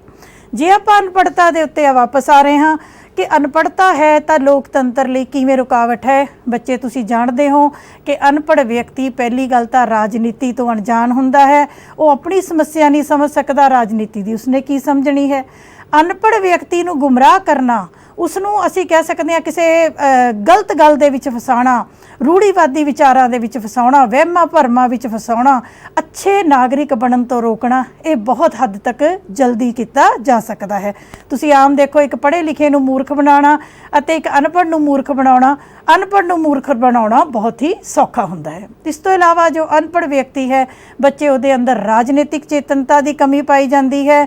ਉਹ ਇੱਕ ਵਧੀਆ ਦੇਸ਼ ਦਾ ਨਾਗਰਿਕ ਨਹੀਂ ਬਣ ਸਕਦਾ, ਉਸਦੀ ਸੋਚ ਵੀ ਸੰਕੀਰਣ ਬਣ ਜਾਂਦੀ ਹੈ ਅਤੇ ਉਹ ਚੰਗੇ ਨੇਤਾਵਾਂ ਦੀ ਚੋਣ ਵੀ ਨਹੀਂ ਕਰ ਸਕਦਾ। ਇਸ ਤੋਂ ਇਲਾਵਾ ਹੋਰ ਕਿੰਨੇ ਹੀ ਪ੍ਰਭਾਵ ਨੇ ਜਦ ਤੁਸੀਂ ਆਪਣੇ ਆਪ ਵੀ ਬਣਾ ਕੇ ਲਿਖ ਸਕਦੇ ਹੋ ਕਿ ਜੇ ਸਾਡੇ ਦੇਸ਼ ਵਿੱਚ ਅਨਪੜ੍ਹਤਾ ਹੈ ਤਾਂ ਬੇਟੇ ਅਨਪੜ੍ਹ ਨਾਗਰਿਕ ਤੋਂ ਅਸੀਂ ਕਦੇ ਵੀ ਚੰਗੇ ਨਾਗਰਿਕ ਦੀ, ਵਧੀਆ ਨਾਗਰਿਕ ਦੀ ਜਾਂ ਕਰਤੱਵ ਪਾਲਣ ਦੀ, ਅਧਿਕਾਰਾਂ ਦੀ ਜਾਣਕਾਰੀ ਦੀ ਆਸ ਨਹੀਂ ਰੱਖ ਸਕਦੇ। ਜੇ ਆਪਾਂ ਕੰਪੇਅਰ ਕਰੀਏ ਤਾਂ ਮੈਨੂੰ ਲੱਗਦਾ ਹੈ ਕਿ ਸ਼ਾਇਦ ਇੱਕ ਅਨਪੜ੍ਹਤਾ ਇਸ ਤਰ੍ਹਾਂ ਦਾ ਪੁਆਇੰਟ ਹੈ ਜਿਹਦੇ ਕਰਕੇ ਕਿ ਭਾਰਤ ਇੰਨਾ ਵੱਡੇ ਲੋਕਤੰਤਰ ਹੋਣ ਦੇ ਬਾਵਜੂਦ ਅਮਰੀਕਾ ਅਤੇ ਇੰਗਲੈਂਡ ਦੇ ਲੋਕਤੰਤਰ ਦੇ ਵਿੱਚ ਜ਼ਮੀਨ ਅਸਮਾਨ ਦਾ ਫਰਕ ਪਾਇਆ ਜਾਂਦਾ ਹੈ। ਦੂਜੀ ਆਪਾਂ ਬਹੁਤ ਕਰੰਟ ਟੌਪਿਕ ਤੇ ਗੱਲ ਕਰਾਂਗੇ, ਹਮੇਸ਼ਾ ਹੀ ਕਰੰਟ ਰਿਹਾ ਫਿਰਕੂਵਾਦ, ਜਿਹਨੂੰ ਆਪਾਂ ਕਹਿ ਸਕਦੇ ਹਾਂ ਕਮਿਊਨਿਜ਼ਮ।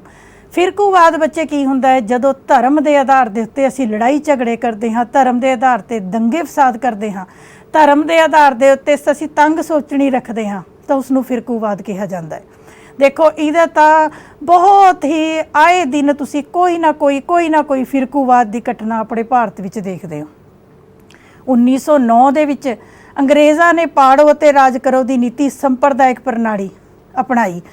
ਇਹਦੇ ਵਿੱਚ ਹਿੰਦੂਆਂ ਨੂੰ ਵੋਟ ਪਾਉਣ, ਮੁਸਲਮਾਨਾਂ ਨੂੰ, ਸਿੱਖਾਂ ਨੂੰ ਲੜਾਈ ਪਾਉਣ ਦੇ ਲਈ। ਭਾਰਤ ਅਤੇ ਪਾਕਿਸਤਾਨ ਦੀ ਵੰਡ ਦਾ ਮੁੱਖ ਕਾਰਨ ਸਾਡਾ ਧਰਮ ਸੀ, ਫਿਰਕੂਵਾਦ ਸੀ। ਉਸ ਤੋਂ ਇਲਾਵਾ 1984 ਦੇ ਦੰਗੇ, ਜਿਹਨੂੰ ਹਜੇ ਤੱਕ ਵੀ ਸਿੱਖ ਕੌਮ ਭੁੱਲ ਨਹੀਂ ਸਕੀ, ਉਹ ਵੀ ਸਾਡੇ ਫਿਰਕੂਵਾਦ ਦਾ ਸੀ। 2008 ਦੇ ਵਿੱਚ ਈਸਾਈਆਂ ਦੀ ਸਮੱਸਿਆ, ਇਹ ਵੀ ਫਿਰਕੂਵਾਦ ਦੀ ਹੈ। ਰਾਮ ਜਨਮ ਭੂਮੀ ਅਤੇ ਬਾਬਰੀ ਮਸਜਿਦ ਦੀ ਸਮੱਸਿਆ, ਦੇਖੋ ਮੈਂ ਸਲਾਈਡ ਵੀ ਦਿੱਤੀ ਹੈ। ਕਣ ਕਣ में व्यापे है राम, मत भड़काओ दंगा लेकर उनका नाम। राम ਦਾ ਨਾਮ ਲੈ ਕੇ, ਰਹੀਮ ਦਾ ਨਾਮ ਲੈ ਕੇ, ਗੁਰੂ ਨਾਨਕ ਦਾ ਨਾਮ ਲੈ ਕੇ ਆਪਣੀਆਂ ਲੜਾਈਆਂ ਨਾ ਕਰੋ, ਆਪਸ ਵਿੱਚ ਦੰਗੇ ਨਾ ਭੜਕਾਓ। ਕੋਈ ਧਰਮ, ਕੋਈ ਗੁਰੂ ਵੀ ਸਾਨੂੰ ਅਜਿਹਾ ਕਰਨ ਦੀ ਆਗਿਆ ਨਹੀਂ ਦੇਵੇਗਾ। ਇੱਥੋਂ ਤੱਕ ਕਿ ਦੇਖੋ ਮੁਜ਼ੱਫਰਨਗਰ ਦੇ ਵਿੱਚ ਤੁਸੀਂ ਸਭ ਨੂੰ ਪਤਾ ਹੈ 2013 ਦੇ ਵਿੱਚ ਜੋ ਦੰਗੇ ਹੋਏ, 50,000 ਦੇ ਕਰੀਬ ਲੋਕ ਬੇਘਰ ਹੋ ਗਏ। ਦੇਖੋ ਤੁਹਾਨੂੰ ਇੱਕ ਮੈਂ ਪਿਕਚਰ ਵੀ ਦਿੱਤੀ ਹੋਈ ਹੈ, ਕਿੰਨੇ ਹੀ ਲੋਕ ਇਹਨਾਂ ਦੰਗਿਆਂ 'ਚ ਮਾਰੇ ਗਏ। ਹਾਲ ਹੀ ਵਿੱਚ ਹੁਣੇ ਦੀ ਗੱਲ ਹੈ, ਉੱਤਰ ਪ੍ਰਦੇਸ਼ ਦੇ ਸਹਾਰਨਪੁਰ ਨਗਰ ਦੇ ਵਿੱਚ ਜੋ ਸਿੱਖਾਂ ਅਤੇ ਮੁਸਲਮਾਨਾਂ ਦੇ ਦੰਗੇ ਹੋਏ, ਧਰਮ ਦੇ ਆਧਾਰ ਦੇ ਉੱਤੇ ਦੰਗੇ, ਇਹਨੇ ਬੇਟੇ ਬਹੁਤ ਜ਼ਿਆਦਾ ਨੁਕਸਾਨ ਕੀਤਾ ਹੈ।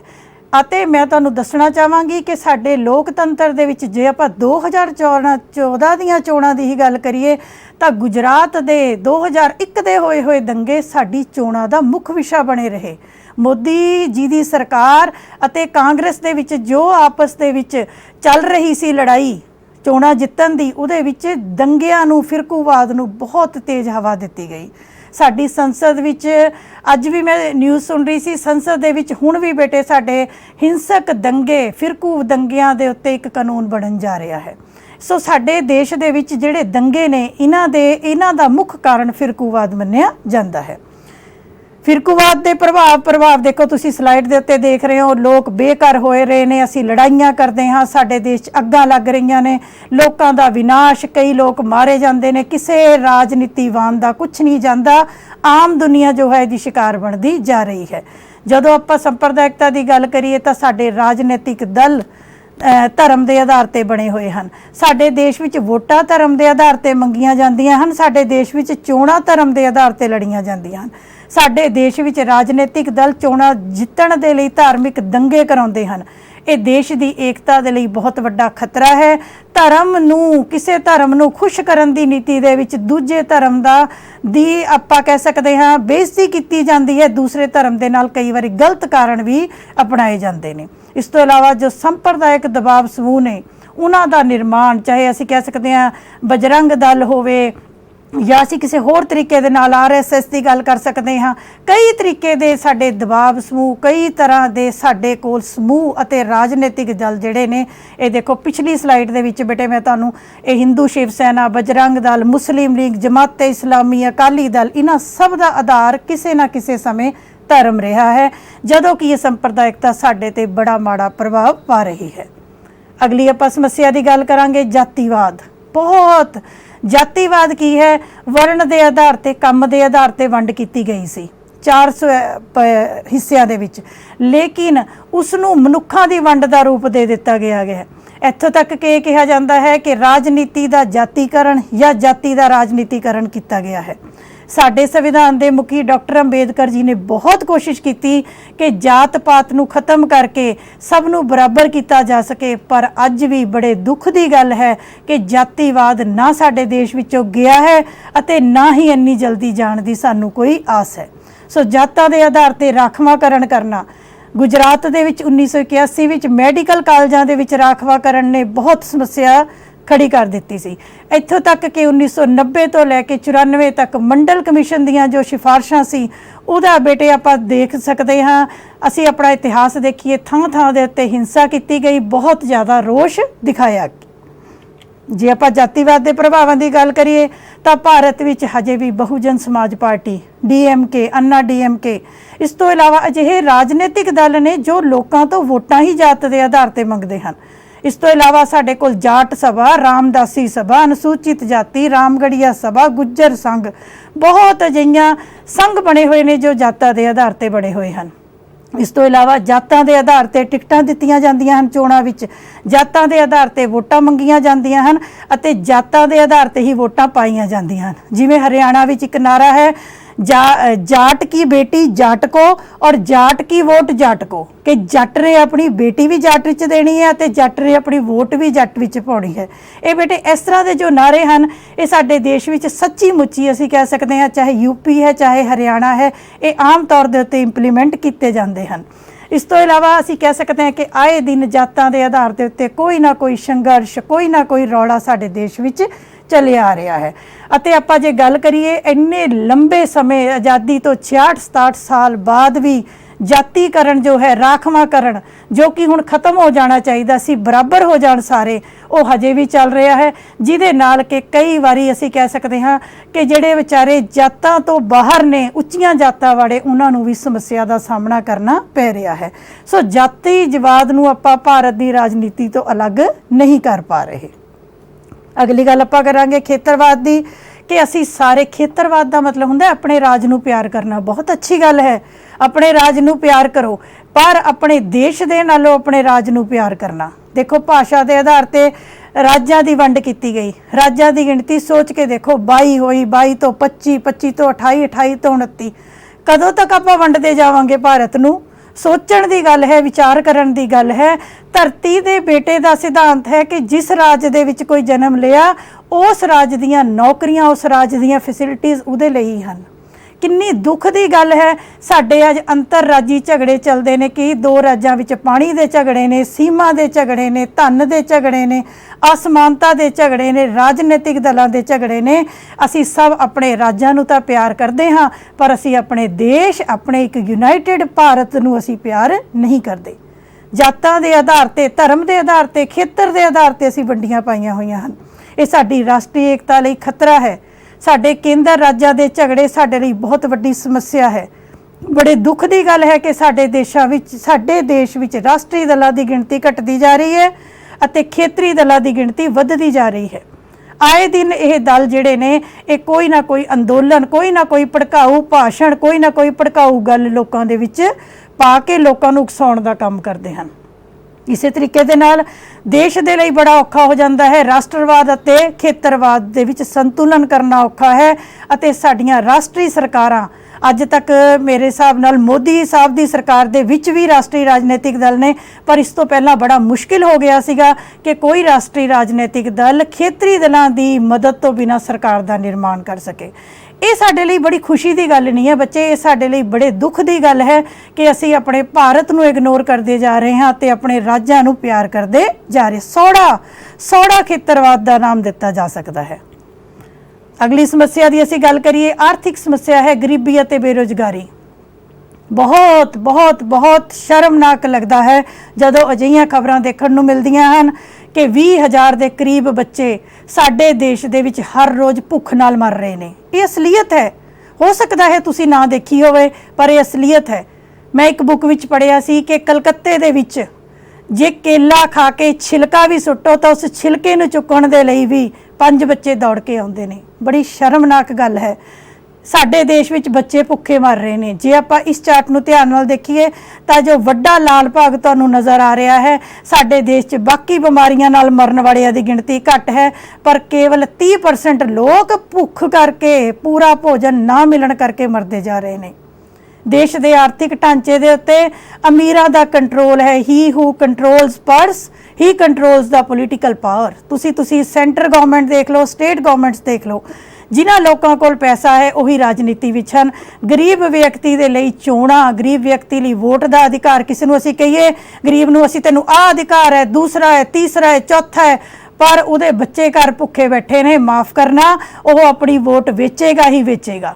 ਜੇ ਕਿਸੇ ਨੂੰ 500 ਰੁਪਏ ਮਿਲ ਜਾਣ ਔਰ ਆਪਣੇ ਘਰ ਦਾ ਗੁਜ਼ਾਰਾ 1-2 ਦਿਨ ਚਲਾ ਸਕੇ ਤਾਂ ਉਹਦੇ ਲਈ ਵੋਟ ਦੀ ਕੀਮਤ ਜਾਣਨਾ ਬਿਲਕੁਲ ਨਿਰਮੂਲ ਹੋਏਗਾ। ਇਹ ਕਹਿਣ ਦੀਆਂ ਗੱਲਾਂ ਨੇ, ਅਸਲ ਵਿੱਚ ਅਜਿਹੀਆਂ ਗੱਲਾਂ ਨੂੰ ਲਾਗੂ ਨਹੀਂ ਕੀਤਾ ਜਾ ਸਕਦਾ। ਜਾਓ ਇਹਨਾਂ ਗਰੀਬਾਂ ਤੋਂ ਜਾ ਕੇ ਪੁੱਛੋ ਕਿ ਭਾਰਤ ਵਿੱਚ ਲੋਕਤੰਤਰ ਹੈ, ਇਹਨਾਂ ਦਾ ਜਵਾਬ ਬਿਲਕੁਲ ਨਾ ਦੇ ਵਿੱਚ ਹੋਏਗਾ। ਇਹ ਲੋਕਤੰਤਰ ਦਾ ਅਰਥ ਵੀ ਨਹੀਂ ਜਾਣਦੇ। ਬੜੇ ਸ਼ਰਮ ਦੀ ਗੱਲ ਹੈ ਕਿ ਸਾਡੇ ਦੇਸ਼ ਵਿੱਚ ਹਜੇ ਵੀ ਗਰੀਬੀ ਦੀ ਰੇਖਾ ਤੋਂ ਥੱਲੇ 25 ਤੋਂ 30% ਲੋਕ ਰਹਿ ਰਹੇ ਹਨ। ਗਰੀਬ ਵਿਅਕਤੀ ਲਈ ਅਸੀਂ ਕਹਿ ਸਕਦੇ ਹਾਂ ਬੇਰੁਜ਼ਗਾਰੀ, ਗਰੀਬੀ, ਇਹ ਸਾਡੇ ਰਾਸ਼ਟਰੀ ਚਰਿੱਤਰ ਨੂੰ ਗਿਰਾਵਟ ਵੱਲ ਲੈ ਕੇ ਜਾ ਰਹੀ ਹੈ। ਬੇਰੁਜ਼ਗਾਰ ਅਤੇ ਗਰੀਬ ਲੋਕ ਹਿੰਸਾ ਦਾ ਸ਼ਿਕਾਰ ਹੁੰਦੇ ਨੇ, ਰਾਜਨੀਤੀਵਾਨਾਂ ਦਾ ਸ਼ਿਕਾਰ ਹੁੰਦੇ ਨੇ। ਰਾਜਨੀਤਿਕ ਸ਼ਕਤੀ ਉੱਤੇ ਕੇਵਲ ਅਮੀਰਾਂ ਦਾ ਕੰਟਰੋਲ ਹੈ। ਇੱਕ ਗਰੀਬ ਅਤੇ ਬੇਰੁਜ਼ਗਾਰ ਤੋਂ ਆਪਾਂ ਚੰਗੇ ਨਾਗਰਿਕ ਦੀ ਆਸ ਨਹੀਂ ਰੱਖ ਸਕਦੇ। ਅੱਗੇ ਅਸੀਂ ਗੱਲ ਕਰਦੇ ਹਾਂ ਸਮਾਜਿਕ ਅਤੇ ਆਰਥਿਕ ਅਸਮਾਨਤਾ ਦੀ। ਇਨਇਕੁਐਲਿਟੀ ਕਈ ਤਰ੍ਹਾਂ ਦੀ ਇਨਇਕੁਐਲਿਟੀ ਹੈ। ਸਮਾਜਿਕ ਪੱਧਰ ਤੇ ਧਰਮ ਦੇ ਆਧਾਰ ਤੇ ਆਪਾਂ ਵੰਡੇ ਹੋਏ ਹਾਂ, ਜਾਤ, ਫਿਰ ਆਪਾਂ ਜਾਤ ਦੇ ਆਧਾਰ ਤੇ ਵੰਡੇ ਹਾਂ, ਫਿਰ ਅਸੀਂ ਨਸਲ ਦੇ ਆਧਾਰ ਤੇ ਵੰਡੇ ਹਾਂ, ਫਿਰ ਅਸੀਂ ਭਾਸ਼ਾ ਦੇ ਆਧਾਰ ਤੇ ਵੰਡੇ ਹਾਂ, ਕਦੇ ਅਸੀਂ ਖੇਤਰ ਦੇ ਆਧਾਰ ਤੇ ਵੰਡੇ ਹਾਂ। ਕਿੰਨੇ ਵੰਡੇ ਹੋਏ ਹਾਂ ਅਸੀਂ, ਸੋਚੋ, ਵਿਚਾਰ ਕਰੋ। ਮੈਂ ਤੁਹਾਨੂੰ ਲੈਸਨ ਦੇ ਸ਼ੁਰੂ ਵਿੱਚ ਕਿਹਾ ਸੀ ਕਿ ਇਹ ਇੱਕ ਪ੍ਰਸ਼ਨ ਨਹੀਂ ਹੈ, ਇਹ ਵਿਚਾਰ ਅਧੀਨ ਸਮੱਸਿਆ ਹੈ। ਵਿਚਾਰ ਕਰੋ ਨਾ, ਅਸੀਂ ਆਪਣੇ ਧਰਮ ਨੂੰ ਪਿਆਰ ਕਰਦੇ ਹਾਂ, ਜਾਤ ਨੂੰ ਕਰਦੇ ਹਾਂ, ਆਪਣੇ ਖੇਤਰ ਨੂੰ ਕਰਦੇ ਹਾਂ, ਆਪਣੇ ਦੇਸ਼ ਨੂੰ ਤਾਂ ਕਰਦੇ ਹੀ ਨਹੀਂ, ਮਨੁੱਖਤਾ ਨੂੰ ਤਾਂ ਅਸੀਂ ਪਿਆਰ ਹੀ ਨਹੀਂ ਕਰ ਰਹੇ। ਕਿੱਡੀ ਵੱਡੀ ਸਮੱਸਿਆ ਹੈ ਸਾਡੇ ਸਾਹਮਣੇ, ਕਿੰਨੀਆਂ ਅਸਮਾਨਤਾਵਾਂ ਪਾਈਆਂ ਜਾਂਦੀਆਂ ਹਨ। ਅਮੀਰ ਅਤੇ ਗਰੀਬ ਵਿੱਚ ਪਾੜਾ ਦੇਖੋ ਕਿੰਨਾ ਵੱਧ ਹੈ। ਮੈਂ ਸਲਾਈਡ ਦਿਖਾਈ ਹੋਈ ਹੈ, ਝੁੱਗੀਆਂ ਝੌਂਪੜੀਆਂ ਲੋਕਾਂ ਕੋਲ ਰਹਿਣ ਲਈ ਗੰਦੀਆਂ ਬਸਤੀਆਂ ਨੇ, ਦੂਜੇ ਪਾਸੇ ਇੰਨੇ ਆਲੀਸ਼ਾਨ ਬਿਲਡਿੰਗਾਂ ਨੇ। ਕਈਆਂ ਦੇ ਆਪਾਂ ਕਹਿ ਸਕਦੇ ਹਾਂ ਸ਼ੁੱਧ ਪੰਜਾਬੀ ਦੇ ਵਿੱਚ ਕਿ ਕਈਆਂ ਦੇ ਕੁੱਤੇ ਵੀ ਬਿਸਕੁਟ ਖਾਂਦੇ ਨੇ ਅਤੇ ਕਈ ਬੱਚਿਆਂ ਨੂੰ ਵੀ ਖਾਣ ਨੂੰ ਰੋਟੀ ਨਹੀਂ ਮਿਲ ਰਹੀ। ਸੋਚਣ ਦੀ ਲੋੜ ਹੈ, ਸਾਰਿਆਂ ਨੂੰ ਸੋਚਣ ਦੀ ਲੋੜ ਹੈ। ਇੰਨੀ ਜ਼ਿਆਦਾ ਅਸਮਾਨਤਾ। ਆਜ਼ਾਦੀ ਤੋਂ 67 ਸਾਲ ਬਾਅਦ ਵੀ ਗਰੀਬੀ ਰੇਖਾ ਤੋਂ 26% ਲੋਕ ਹੇਠਾਂ ਰਹਿ ਰਹੇ ਨੇ। ਅੱਜ ਵੀ ਕਿੰਨੇ ਵਿਤਕਰੇ, ਕਿੰਨਾ ਕੁਝ ਕੀਤਾ ਜਾ ਰਿਹਾ ਹੈ। ਸਾਡੇ ਨਿਰਦੇਸ਼ਕ ਸਿਧਾਂਤਾਂ ਦਾ ਸਮਾਜਿਕ ਅਤੇ ਆਰਥਿਕ ਲੋਕਤੰਤਰ ਦਾ ਸੁਪਨਾ ਕਿਤੇ ਨਾ ਕਿਤੇ ਸਾਨੂੰ ਨਿਰਮੂਲ ਨਜ਼ਰ ਆ ਰਿਹਾ ਹੈ। ਇਹ ਨਹੀਂ ਕਿ ਆਪਾਂ ਲੋਕਤੰਤਰ ਖਤਮ ਕਰਨਾ ਹੈ, ਨਹੀਂ, ਅਸੀਂ ਇਹ ਸਾਰੀਆਂ ਸਮੱਸਿਆਵਾਂ ਖਤਮ ਕਰਨੀਆਂ ਨੇ। ਸਰਕਾਰਾਂ ਕੋਸ਼ਿਸ਼ ਕਰ ਰਹੀਆਂ ਹਨ, ਫੂਡ ਬਿੱਲ ਵਗੈਰਾ ਬਣ ਰਹੇ ਹਨ, ਬਹੁਤ ਸੁਧਾਰ ਹੋ ਰਿਹਾ ਹੈ ਅਤੇ ਆਸ ਰੱਖਦੇ ਹਾਂ ਕਿ ਆਉਣ ਵਾਲੇ ਸਮੇਂ ਵਿੱਚ ਹੋਰ ਸੁਧਾਰ ਹੋਏਗਾ। ਇਸ ਤਰੀਕੇ ਦੇ ਨਾਲ ਇਹ ਅਸਮਾਨਤਾ ਨਾ ਤਾਂ ਨਾਗਰਿਕਾਂ ਨੂੰ ਵਧੀਆ ਨਾਗਰਿਕ ਬਣਨ ਦਿੰਦੀ ਹੈ, ਨਾ ਦੇਸ਼ ਵਿੱਚ ਸ਼ਾਂਤੀ ਰਹਿਣ ਦਿੰਦੀ ਹੈ। ਭ੍ਰਸ਼ਟਾਚਾਰ 'ਚ ਵਾਧਾ, ਲੋਕਤੰਤਰ ਪ੍ਰਤੀ ਅਵਿਸ਼ਵਾਸ, ਚੋਣਾਂ ਗਰੀਬਾਂ ਲਈ ਇੱਕ ਨਿਰਮੂਲ ਚੀਜ਼, ਹਿੰਸਾ ਵਿੱਚ ਵਾਧਾ, ਇਹ ਸਾਰੀਆਂ ਸਮੱਸਿਆਵਾਂ ਅਸਮਾਨਤਾ ਕਾਰਨ ਆ ਰਹੀਆਂ ਹਨ। ਅਗਲੀ ਗੱਲ, ਵਿਆਪਕ ਪੱਧਰ ਦਾ ਭ੍ਰਸ਼ਟਾਚਾਰ ਕਦੋਂ ਹੁੰਦਾ ਹੈ? ਜਦੋਂ ਧਨ ਦੀ ਗਲਤ ਵਰਤੋਂ ਹੁੰਦੀ ਹੈ। ਹਰ ਕੰਮ ਲਈ ਧਨ ਦੇਣਾ। ਆਏ ਦਿਨ ਦੇਸ਼ ਵਿੱਚ ਨਵੇਂ ਤੋਂ ਨਵੇਂ ਘੁਟਾਲੇ, ਵੋਟਾਂ ਦੀ ਨਹੀਂ ਨੋਟਾਂ ਦੀ ਲੜਾਈ ਬਣ ਗਈ ਹੈ। ਗਿਵ ਨੋਟ ਟੇਕ ਵੋਟ। ਬਹੁਤ ਸੁਧਾਰ ਹੋਇਆ ਹੈ, ਮੈਂ ਇਹ ਨਹੀਂ ਕਹਿੰਦੀ ਕਿ ਸੁਧਾਰ ਨਹੀਂ ਹੋਇਆ। ਬੜੀ ਖੁਸ਼ੀ ਹੁੰਦੀ ਹੈ ਆਪਣੇ ਭਾਰਤ ਦੇ ਸੁਧਾਰ ਨੂੰ ਦੇਖਦੇ ਹੋਏ ਕਿ ਭਾਰਤ ਦੇ ਨਾਗਰਿਕ ਸੁਚੇਤ ਹੁੰਦੇ ਜਾ ਰਹੇ ਨੇ, ਪਰ ਹਜੇ ਵੀ ਬਹੁਤ ਕਮੀਆਂ ਹਨ। ਆਏ ਦਿਨ ਜਦੋਂ ਅਸੀਂ ਟੈਲੀਵਿਜ਼ਨ ਦੇ ਉੱਤੇ, ਅਖਬਾਰਾਂ ਦੇ ਵਿੱਚ ਕੋਈ ਨਾ ਕੋਈ ਵੱਡਾ ਸਕੈਂਡਲ ਫੜਦੇ ਹਾਂ, ਕੋਈ ਨਾ ਕੋਈ ਸਕੈਂਡਲ ਦੇਖਦੇ ਹਾਂ, ਘੁਟਾਲੇ ਦੇਖਦੇ ਹਾਂ, ਲੱਖਾਂ ਕਰੋੜਾਂ ਅਰਬਾਂ ਰੁਪਇਆ ਦੇ ਘੁਟਾਲੇ ਦੇਖਦੇ ਹਾਂ, ਮਾਫ ਕਰਨਾ, ਉਦੋਂ ਆਪਣੇ ਲੋਕਤੰਤਰ ਤੇ ਇੱਕ ਸਵਾਲ ਖੜਾ ਹੋ ਜਾਂਦਾ ਹੈ। ਯਾਦ ਰੱਖਣਾ, ਜੋ ਭ੍ਰਸ਼ਟਾਚਾਰ ਹੈ ਇਸਨੇ ਭਾਰਤ ਦੀਆਂ ਜੜ੍ਹਾਂ ਨੂੰ ਟੋਟਲੀ ਖੋਖਲਾ ਕਰ ਦਿੱਤਾ ਹੈ। ਉਹਦੇ ਲਈ ਸਭ ਨੂੰ ਸੰਘਰਸ਼ ਕਰਨ ਦੀ ਲੋੜ ਹੈ। ਸਿਰਫ ਬਿੱਲ ਬਣਾਉਣ ਦੇ ਨਾਲ ਨਹੀਂ, ਬਲਕਿ ਨੈਤਿਕ ਤੌਰ ਤੇ ਸਾਨੂੰ ਉੱਚੇ ਹੋਣ ਦੀ ਲੋੜ ਹੈ। ਬਲੈਕ ਮਨੀ ਬਹੁਤ ਜ਼ਿਆਦਾ ਲੋਕ ਪਿੱਟਦੇ ਹਨ। ਕਰਪਸ਼ਨ ਨੂੰ ਖਤਮ ਕਰੋ, ਮਹਿੰਗਾਈ ਨੂੰ ਘਟਾਓ, ਬੇਰੁਜ਼ਗਾਰੀ ਘਟਾਓ, ਗਰੀਬੀ ਨੂੰ ਖਤਮ ਕਰੋ। ਜੇ ਭ੍ਰਸ਼ਟਾਚਾਰ ਖਤਮ ਹੋ ਜਾਏ ਤਾਂ ਮੈਨੂੰ ਲੱਗਦਾ ਹੈ ਕਿ ਭਾਰਤ ਦੀਆਂ ਸਮੱਸਿਆਵਾਂ ਆਟੋਮੈਟਿਕਲੀ ਖਤਮ ਹੋ ਜਾਣਗੀਆਂ। ਕੇਵਲ ਅੰਨਾ ਹਜ਼ਾਰੇ ਹੀ ਕਿਉਂ, ਹਰ ਇੱਕ ਨਾਗਰਿਕ ਨੂੰ ਅੰਨਾ ਹਜ਼ਾਰੇ ਬਣਨਾ ਪਏਗਾ। ਹਰ ਇੱਕ ਨਾਗਰਿਕ ਨੂੰ ਸੁਚੇਤ ਅਤੇ ਇਮਾਨਦਾਰ ਬਣਨਾ ਪਵੇਗਾ ਜੇ ਅਸੀਂ ਚਾਹੁੰਦੇ ਹਾਂ ਕਿ ਭਾਰਤੀ ਲੋਕਤੰਤਰ ਵਿੱਚੋਂ ਅਜਿਹੇ ਦੋਸ਼ ਦੂਰ ਹੋਣ। ਸੋ ਅਜਿਹੇ ਜੋ ਦੋਸ਼ ਹਨ, ਸਭ ਤੋਂ ਵੱਡਾ ਨੁਕਸਾਨ ਇਹ ਕਰਦੇ ਹਨ ਕਿ ਸਾਨੂੰ ਆਪਣੇ ਦੇਸ਼ ਪ੍ਰਤੀ, ਰਾਜਨੀਤੀ ਪ੍ਰਤੀ, ਆਪਣੇ ਸਿਸਟਮ ਦੇ ਪ੍ਰਤੀ ਸਾਡੇ ਵਿਸ਼ਵਾਸ ਵਿੱਚ ਕਮੀ ਆ ਗਈ ਹੈ। ਅਜਿਹਾ ਭ੍ਰਸ਼ਟਾਚਾਰ ਸਾਨੂੰ ਵਿਸ਼ਵਾਸ ਕਰਨ ਦੀ ਆਗਿਆ ਨਹੀਂ ਦੇ ਰਿਹਾ। ਸੋ ਇਸ ਨੂੰ ਚੇਂਜ ਕਰਨ ਦੀ ਲੋੜ ਹੈ। ਅਗਲੀ ਗੱਲ ਆਪਾਂ ਗੱਲ ਕਰਦੇ ਹਾਂ ਪੋਲੀਟੀਕਲ ਹਿੰਸਾ ਦੀ, ਰਾਜਨੀਤਿਕ ਹਿੰਸਾ। ਰਾਜਨੀਤਿਕ ਹਿੰਸਾ ਬੱਚੇ ਕਿਸੇ ਵੀ ਕਾਰਨ ਹੋ ਸਕਦੀ ਹੈ।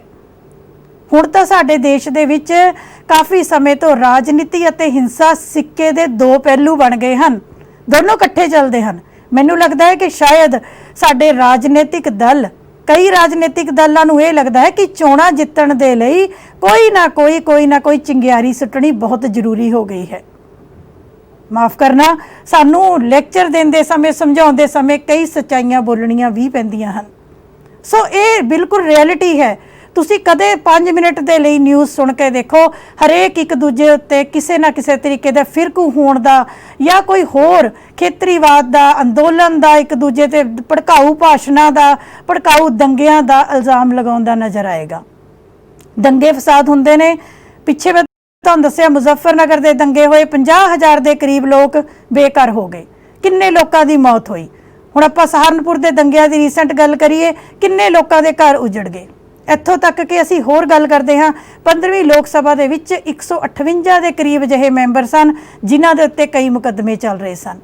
ਸੋ ਸਾਡੀ ਰਾਜਨੀਤੀ ਅਪਰਾਧੀਆਂ ਦੀ ਖੇਡ ਬਣਦੀ ਜਾ ਰਹੀ ਹੈ।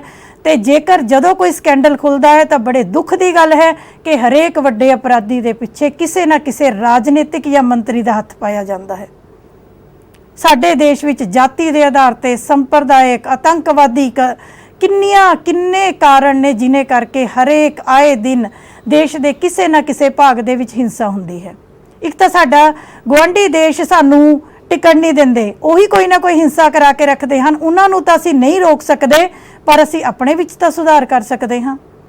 ਇਸ ਤੋਂ ਇਲਾਵਾ ਬੇਟੇ ਭਾਰਤ ਵਿੱਚ ਵੱਖਵਾਦ ਦੀ ਸਮੱਸਿਆ, ਭਾਸ਼ਾ ਦੇ ਆਧਾਰ ਤੇ ਰਾਜਾਂ ਦੀ ਮੰਗ ਦੀ ਸਮੱਸਿਆ, ਖੇਤਰੀ ਅਸੰਤੁਲਨ, ਕਈ ਰਾਜ ਅਮੀਰ ਹਨ, ਕਈ ਗਰੀਬ ਹਨ, ਰਾਜਾਂ ਦੇ ਵਿੱਚ ਆਪਸੀ ਦੁਸ਼ਮਣੀ, ਸਮਾਜਿਕ ਤਣਾਅ, ਚਾਹੇ ਉਹ ਗਰੀਬੀ ਕਰਕੇ ਹੈ, ਚਾਹੇ ਬੇਰੁਜ਼ਗਾਰੀ ਕਰਕੇ, ਚਾਹੇ ਮਹਿੰਗਾਈ ਕਰਕੇ, ਚਾਹੇ ਭ੍ਰਸ਼ਟਾਚਾਰ ਕਰਕੇ, ਇਹ ਅਜਿਹੀਆਂ ਸਮੱਸਿਆਵਾਂ ਨੇ ਜੋ ਭਾਰਤ ਨੂੰ ਖੋਖਲਾ ਕਰਦੀਆਂ ਜਾ ਰਹੀਆਂ ਹਨ।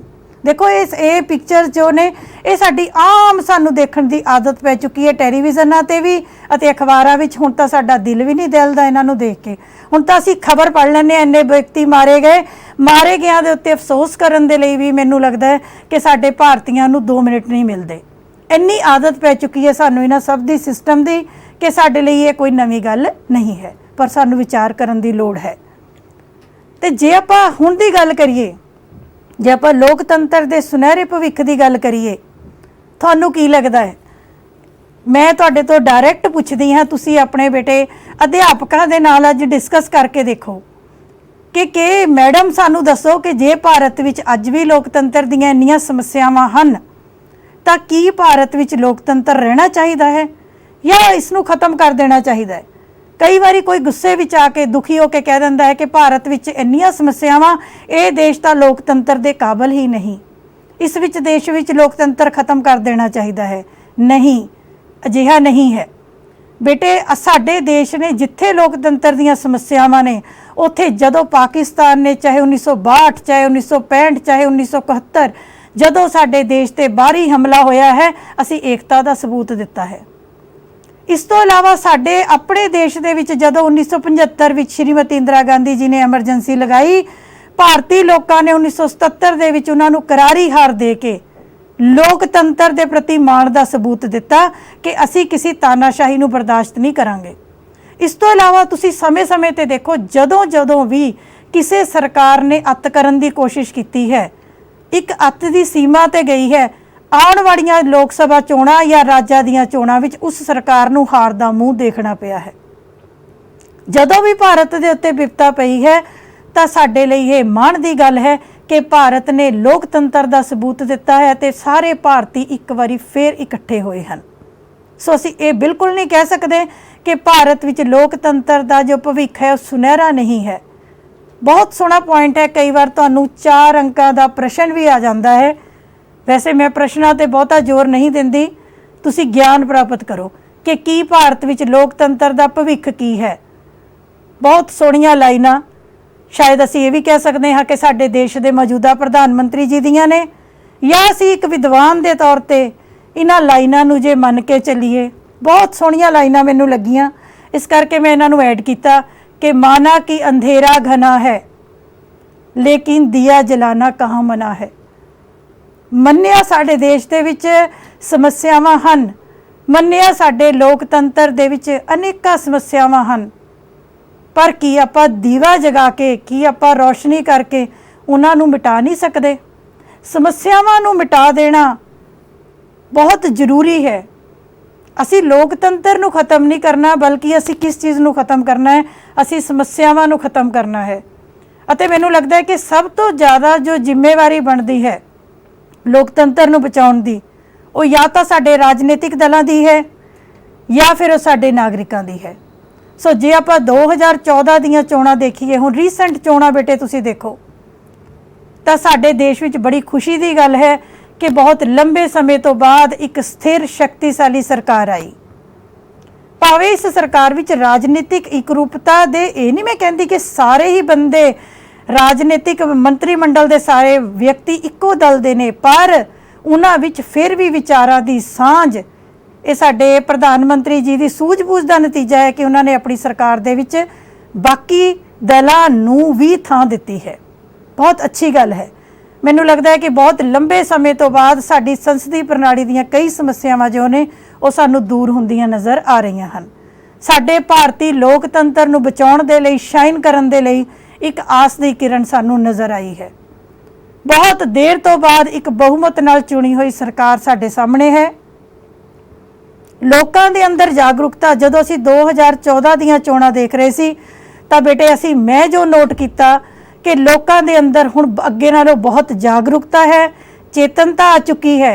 हालांकि चोणां दे विच धार्मिक भावनावां नूं बहुत उकसाया गया, पर लोकां ने धार्मिक भावनावां तो उपर उठ के सोच के इस बारी चोण कीती है, अते यह एक नतीजा है कि भारतीय लोकतंत्र नूं एक नवीं जान मिली है।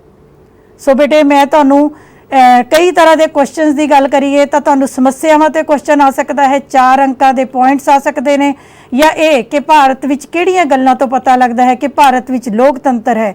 ये सारे जो पॉइंट्स ने बेटे इन्हां ते तुहानूं 10 अंकां का क्वेश्चन, 4 अंकां का क्वेश्चन, 1 अंक का क्वेश्चन आ सकता है। प्रभाव तुसीं सोच के आप भी बना सकते हो। एक चंगी आस दे नाल राजनीति शास्त्र की लैक्चरर होने के नाते मैं आस रखती हाँ तुसीं राजनीति के विद्यार्थी हो, आपां एक वधिया विद्यार्थी, वधिया सिटीजन, वधिया नागरिक बनना है। अपनी जिम्मेवारियां संभालीए तां जो असी अपने देश के अंधेरे नूं, अपने देश के लोकतंत्र दीयां समस्यावां नूं दूर करके एक सुनहरे भविख नूं कायम कर सकीए। सो लोकतंत्र का भविख भारत विच सुनहरा नज़र आ रहा है। Let's hope for the best. So सिट्टे के तौर पर असीं कहना चाहांगे कि 67 साल की इत्थे बेटे ठीक कर लेना, 66 तकरीबन हुण साडे पूरे हो गए। 67 सालां दे शानदार लोकतंत्र नूं अज बचाउण दी लोड़ है।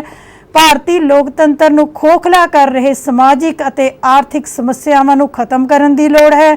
अते सब तो वड्डी लोड़ है कि साडे देश विच चंगे पढ़े लिखे ईमानदार जागरूक नागरिक लोकतंत्र की वागडोर नूं संभालण, तां ही असीं एक वधिया लोकतंत्र का मान प्राप्त कर सकते हाँ। किसी भी गलती दे लई बहुत बहुत माफ़ी मंगदी हाँ।